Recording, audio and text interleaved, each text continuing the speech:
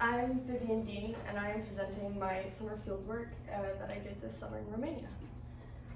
Just a forewarning, I do have actual pictures of actual skeletons, and I do have permission from the community to show them. So I worked with the Lost Churches Project, and they operate out of Ordohai Secuiesc, Romania. In Hungarian, Ordohai Secuiesc is called Szekle Udvarhely. The town is comprised of 95.8% Hungarian Szekle people, 2.6 Romanian, and 1.5% Romani, but that's more of an estimate number because it's difficult to track. They aim to explore how centuries of religious upheaval have influenced demographics and health of the individuals interned within the church walls and the associated cemetery. And they also aim to reaffirm the Szekle historic connections to the area. The archaeological research has been happening at Szekle sites in Szekle Fold, this area, on the village's request. Ordohai Secuiesc, or Szekle Udvarhely, has been the place of the Szekle assembly since 1357. And so this is where all of their research has been based out of, and the community has been asking for this work to be done, so they come to the site and they see what we're doing, which is always exciting and fun. It is associated and works with the local museum in the town called Haz Rezo, and is directed by the director of the museum.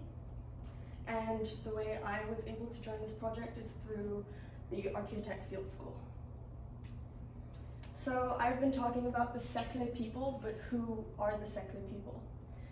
They live in this area called Szekle Fold, which is now in modern day Romania, but they are a distinct ethnic group who are claimed to come from Attila's Huns or Turkic groups, but their origins are highly debated. They were a nomadic tribe of horsemen with light cavalry tactics and were at the base of the Carpathian Mountains in the 9th century when the Hungarians arrived. They were then integrated into Hungarian society as military defense and were allowed to retain their own ruling class and autonomy within the greater Hungarian empire. After World War II, this area became part of Romania, and the people remained linguistically and culturally Hungarian and only took on Romanian politics. And to Romanians, they are seen as traitors, and they are not liked very much by the Romanian people. So this work is really gives a lot of, I'm happy that I could be part of this work. The two autonomous Szekle regions, the last two, were dissolved during the communist era in Romania from 1947 to 1989. But now they are recognized as a protected minority under the EU. Up until recently, they only existed in poems and songs, but now they're existing in textbooks thanks to all the research that has been going on. So the Papdom site is where we were excavating. These are the 2024 excavations. This is everything that has been done before. It is in a town called Paticfalva in Transylvania, which is modern day Romania. It is about 30 minutes away from Ordohai. And Papdom is a toponym for the Priest's Hill. It dates back to the 1330s, and there has been a series of churches that have all been recorded archaeologically at the site. They turned to Calvinism after the Reformation, and the area was subject to a lot of attacks from the Ottoman Empire and others in the late 17th, early 18th centuries. And this has all been documented through archaeological research. As you can see here, there's the ossuary, and the oldest building, the church, is this one, I believe. But the last surviving church was demolished in 1804 after an earthquake, and the parts were taken elsewhere. So in my daily life, I would wake up at 6:30, 6:45, breakfast at 7, on the bus to the site by 8 to 11:30 we excavated, had lunch, did more excavation, by 4 we would tarp, clean up, take the bus back. Dinner was at 7, and on Tuesdays and Thursdays after dinner we would have an evening event such as lectures, bone washing, or research time. And these are just my photos. That's the hotel. It's the goulash, very good soup, bone washing.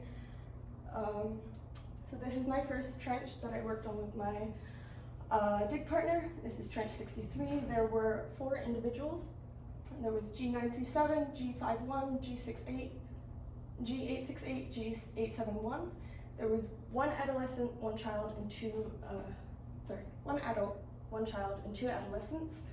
And we started on July 10th and finished on the 29th.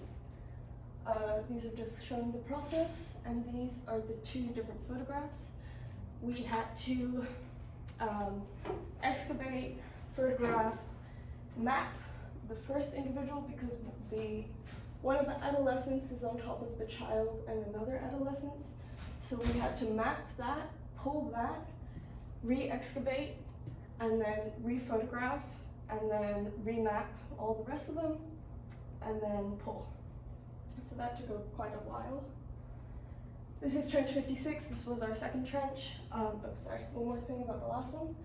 The heads of these 3 were excavated the year prior, so they knew that there was 4 individuals here, but they just didn't know exactly where or how they would look. So then trench 56, there was the crania of 2 individuals, G292 and G930. We started on the 30th, finished on the 31st. It was a lot of work because we were on a time crunch. We started out going upside down and then ended up digging 4 feet down, so that didn't work anymore. It's very, very narrow. And again, the bodies had been excavated the year prior, so they knew what we were looking for, and we found we found a couple unassociated bones in the upper levels of the grave. So this was our mapping. It was really tedious. I think it's my least favorite thing ever. I was in the grave, and we would have a green string that was our baseline with a measuring tape, and then I would take another one and go perpendicular to get points. And this is a 1-to-1 ratio with each square being 10 centimeters. And this one was particularly hard because our string had to go through the middle, and we had to map in negative and positive, which was not fun. Then the final thing we had to do was paperwork. The first page is basically describing what we found, the position of the grave cut length, the times we took the photos, all of that information. The second one is what we found, what bones, what was the skeletal completeness, any modification, a guess at the age. And then up here was all our observations. It was a summary mostly of this. And then this was our interpretations. So why was the child's arm slightly turned? Because probably the adolescent was on top of it, which affected the burial after. Finally, I did an optional colloquium with 2 girls, and it was actually incredibly fun. We did a differential diagnosis on Papdom G934. He was excavated in 2024, but the first session, and he had a lot of pathologies throughout his body, but because it was a lot, we only focused on the spine, and we presented several diagnoses and concluded that it was highly consistent of vertebral compression, diagnostic of osteoarthritis, disc arthrosis, and there was the presence of early disc lesions. So that's Sir 934 all laid out, and this is his inventory form. What was there is just the first page. It was a lot.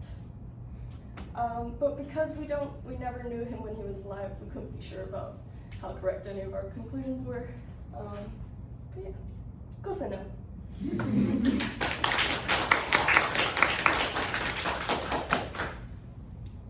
Yes. Thanks, Vivianne.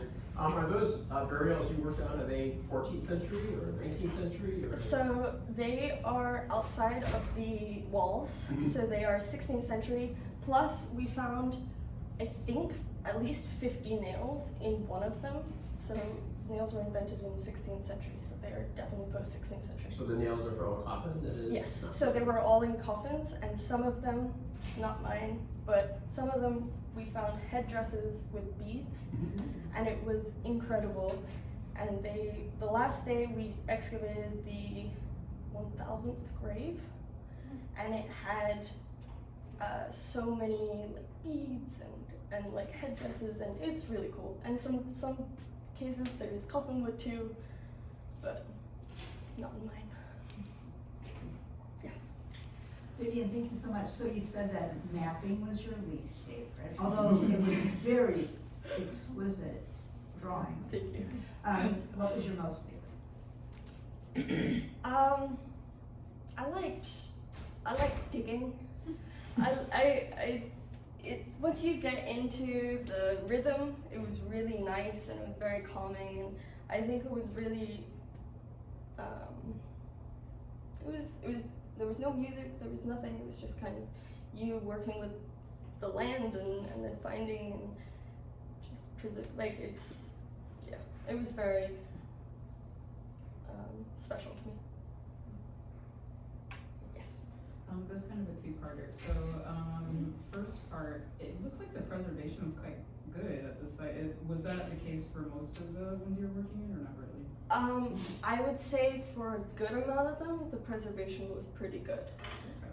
For the ones which had coffin wood, the preservation tended to be less well preserved, and there was a lot of burial and then excavation to put more people into the cemetery, so there's a lot of kind of mixing of bones in some places, but it depends, but I would say most of them were pretty well preserved.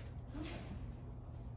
And my other question was in terms of like demography that seems to be represented at the site, does it seem to be mostly adults that you were finding, or like in terms of age and things like that? It was a range, but most of the people with the headdresses were children.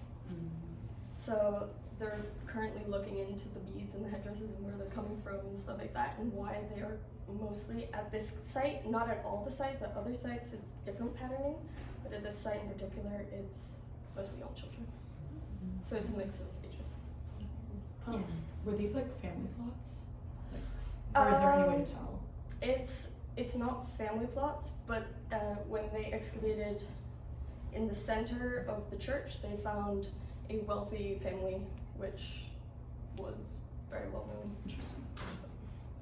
Yes. What does the local community want to do with the remains after the research? Are they reburied in another cemetery? Or are they displayed?